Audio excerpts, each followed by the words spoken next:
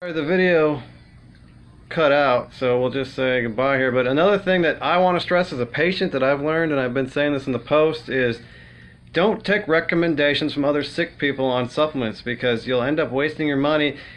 And I did that, so I don't want people wasting their money, which is why it's important to see a doctor, because Dr. Nelson took me off all the stuff I was taking and I had to throw away so much money. So that's just something I wanted to say.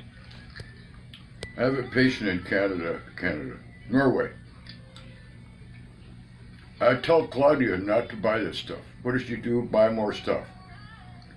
I just read her list. She's got 52 different supplements she's taking. She wonders why she's tired, she's nauseated, and everything else. Now I've got to spend time with Claudia cutting down the supplements. Nobody, even if you're severe, should be on no more than 12. The average person 6 or 7. That's what you need to understand. But again, we have the FDA licensed stuff. We will know what we're doing. That's right. So again, this is a short little situation, but it starts to give you an idea of what's going on. You need to call, free 10-minute consultation, 702-610-3081. Have a great afternoon, folks, and we'll talk to you next week.